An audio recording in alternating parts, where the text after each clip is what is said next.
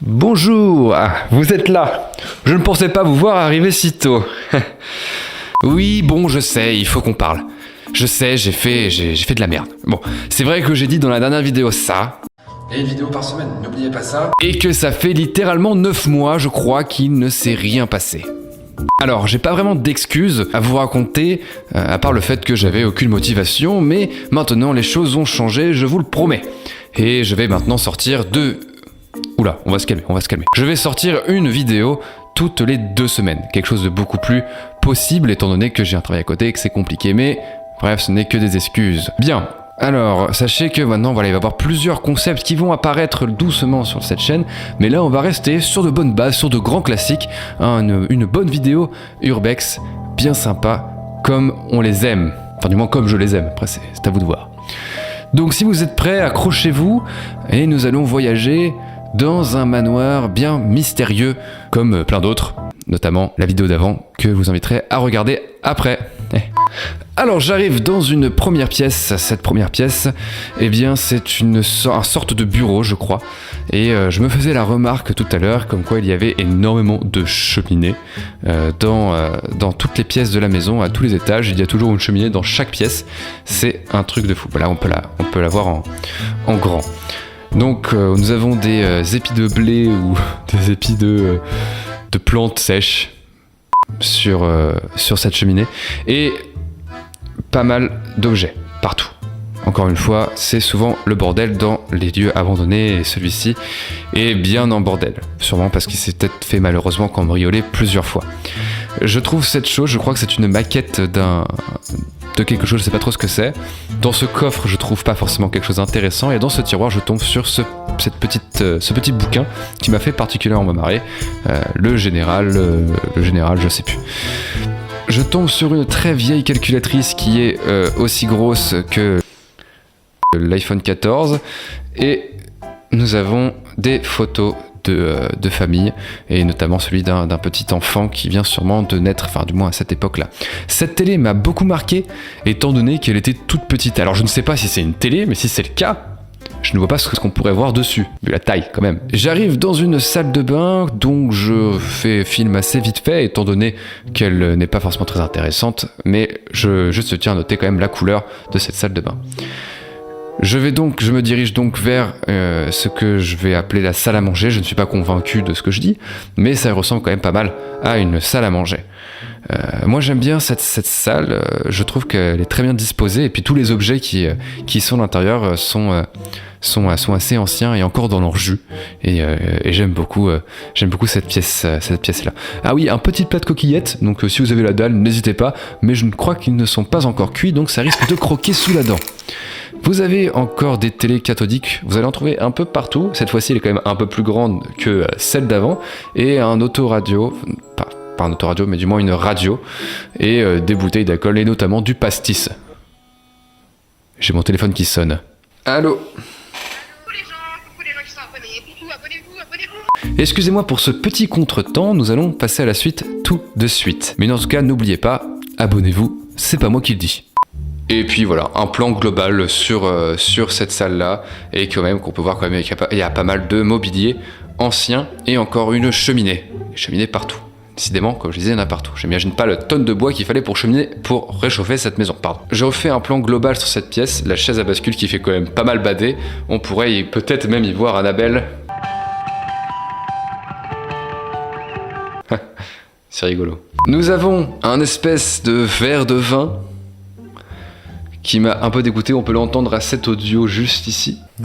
Je passe à une autre pièce qui est le salon, et je trouve un poste radio et quelques documents. Je trouve ce poisson, du moins cette corne en forme de poisson qui m'a particulièrement fait marrer, et encore une horloge, je sais pas comment ça s'appelle les horloges comme ça. Ah, intéressant, je trouve un Minitel, pour ceux qui savent ce que c'est. Je crois que c'est un Minitel. Oui, c'est un Minitel. Et nous avons du coup de la Kérdan. Qu'est-ce que c'est de la Kérdan ? Eh bien, j'ai regardé sur internet au préalable. C'est un nettoyant à base de pétrole. Je ne savais pas. Je regarde dans le placard, je trouve pas forcément grand chose d'intéressant et je passe à la pièce principale, on va dire, la pièce maître de ce lieu, qui est le hall d'entrée. Donc nous avons encore une horloge assez stylée, et puis un escalier avec un petit siège Stana. Et je sais pas pour vous, mais j'ai toujours eu envie d'essayer ces sièges-là, et de monter avec. Non ? Bon. Je trouve une sacoche qui m'a tapé à l'œil. En la bougeant, je constate qu'elle est complètement vide, mais je suppose qu'il y avait sûrement un fusil à l'intérieur. Je crois, je ne suis pas sûr. Après, je ne pourrais pas forcément tout vous dire. Et voilà, je tombe sur ça, je suis content. Bon, c'est pas forcément un hibou, je suis déçu, et vous l'êtes, je suppose, mais c'est un sorte de oiseau. Je suppose que c'est une buse au vu de sa tête. Après, je ne sais pas forcément. Attends, je vais vérifier. Bon, je sais pas forcément, je suppose vraiment que ce soit une buse. Après, je sais pas trop. Si quelqu'un le sait, dites-le-nous dans les commentaires. Oh, ça rase. Ah, vous venez d'entendre un bruit vachement intéressant. Ceci est le bruit d'une porte qui claque et qui n'a pas fini de claquer pendant toute cette expédition et qui m'a terrifié tout au long de cette exploration.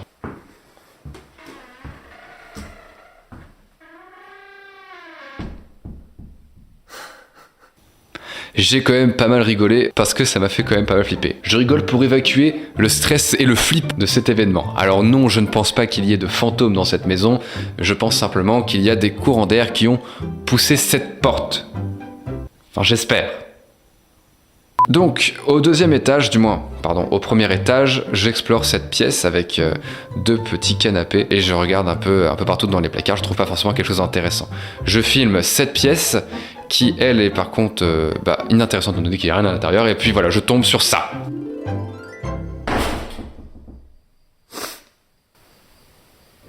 Comment voulez-vous que je ne flippe pas ? Ça m'a terrifié, ça m'a complètement terrifié. Après, transition, et nous passons à une autre pièce qui, elle, est une cuisine, une ancienne cuisine complètement verte, vert pomme. Et puis, nous tombons sur un ancien Moulinex. Moulinex qui est une très bonne marque, super pour faire de la soupe. Je commence encore une fois à fouiller dans 2-3 tiroirs en espérant trouver quelque chose d'intéressant, mais à part tomber sur des couverts et sur des restes de nourriture dépassés depuis 1912, je ne trouve pas forcément quelque chose d'intéressant.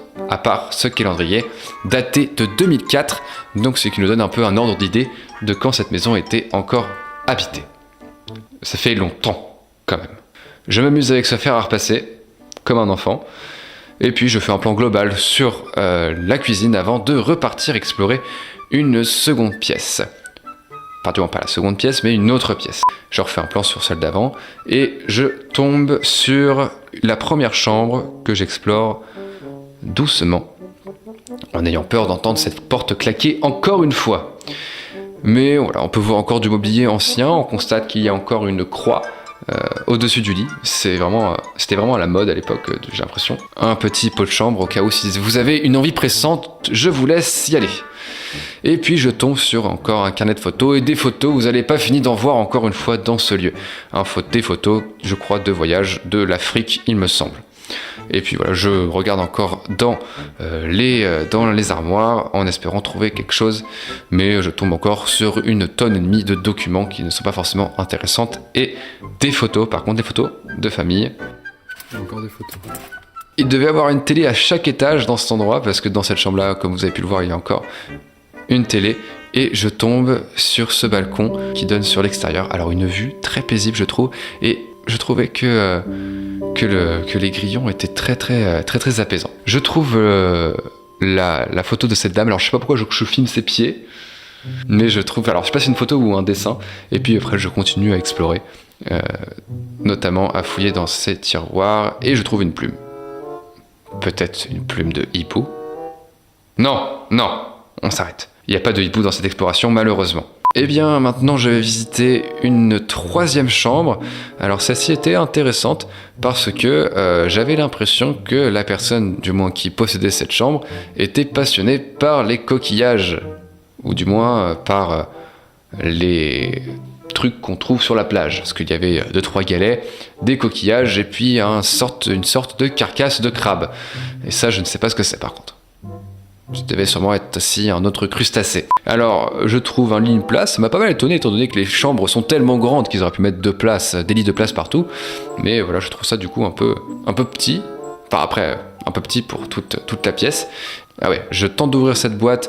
Ah oui, j'étais complètement déçu ce qu'il y a à l'intérieur. Cette mallette noire m'intriguait pas mal, mais je trouve des couverts. Et dans celle-ci, plus intéressante quand même, je trouve encore énormément de photos de famille. C'est interminable, comme je vous disais. Sur une deuxième table, il y a encore une tonne de photos éparpillées sur cette table-là. Et puis voilà, je tombe sur cette photo justement des années 90. Comme quoi, ça date, encore une fois. Vraiment, je trouve que toutes les maisons qu'on fait de l'ancien temps sont des personnes très croyantes, dès qu'on tombe sur des croix un peu partout et des figures du christianisme un peu partout. Et c'est assez étonnant quand même, parce que dans toutes les urbex que j'ai fait pour l'instant, c'est complètement rempli de croix. Et je fouille encore, et cette fois-ci je tombe sur de la vaisselle, du moins du porcelaine. Coucou, c'est moi. Et je passe directement au deuxième étage. Donc des escaliers qui font un peu bader quand même, je trouve. Mais je trouve je ne sais plus comment ça s'appelle, mais j'ai pas trop compris le concept de celui-ci, étant donné qu'il est transparent, alors que c'est censé cacher, je crois. Bref, j'explore une pièce complètement en bordel, donc je décide de faire demi-tour étant donné qu'il n'y avait pas forcément quelque chose d'intéressant à filmer à l'intérieur. Et il y avait une pièce en face qui était, elle, assez vide, mais je m'arrête juste avant sur une tonne de cartes postales, encore une fois. Donc comme quoi, ce n'est pas que des photos prises, mais aussi des photos en carte postale.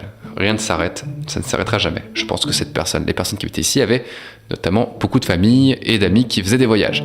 Je tombe sur cette baignoire, alors je me suis bien renseigné avant, c'est bien une baignoire pour bébé, il me semble, en métal. Mais voilà, ça doit être une baignoire qui date d'il y a un certain temps. Je pousse cette porte qui, elle, me terrifiait. C'est celle qui claque depuis...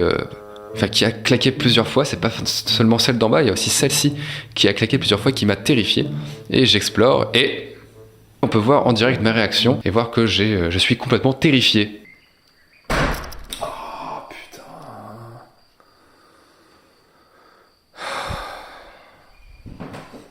Ce que j'aimais particulièrement dans cette pièce, c'était l'ambiance sonore. On pouvait entendre quelques oiseaux et les grillons qui chantaient.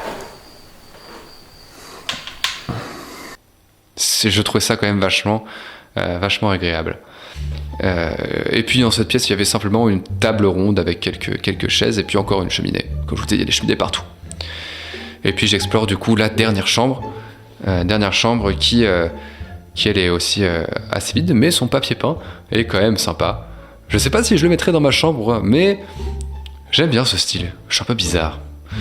Et puis voilà, on tombe sur un chapelet et la Sainte Vierge, je crois. Je suis pas sûr. Et ah oui, tiens, très intéressant. Un arrêt sur ce truc-là. Je trouve cette boule. Je sais pas si vous voyez ce que c'est. Je trouve une sorte de boule, vraiment je ne sais pas ce que c'est, ça m'a dégoûté. Ça ressemblait à du fromage compacté, enfin je sais pas du tout ce que c'est. Alors si vous savez ce que c'est, n'hésitez pas encore une fois à le dire dans les commentaires. Mais je trouve plein de curiosités à chaque fois en urbex, c'est assez dingue. Je sais pas du tout ce que c'est. Et puis là, nous avons un joli drap jaune, et puis cette photo que je trouve sur le mur. Je sais pas si c'est une photo ou un dessin, mais une photo ou un dessin de cette jeune fille. Et puis voilà, j'ai fini l'expédition, je me dirige pour repartir, et... Vraiment, cette porte qui ne s'est jamais arrêtée de claquer, qui m'a terrifié. Eh bien, c'est sur ce que nous terminons... Il y a un moustique. J'ai raté. Eh bien, c'est sur cela que nous terminons cette vidéo, sur ce gentil moustique et sur ce claquement de porte qui m'a fait flipper tout au long de cette vidéo. Enfin, du moins, pas actuellement, mais sur place. Eh bien, j'espère que vous avez apprécié. Alors, dans ces cas, n'hésitez pas à lâcher un like et à commenter cette vidéo. Ainsi que de vous abonner, c'est très important et ça permettra de me motiver à en faire plusieurs. N'oubliez pas que j'en sortirai une toutes les 2 semaines.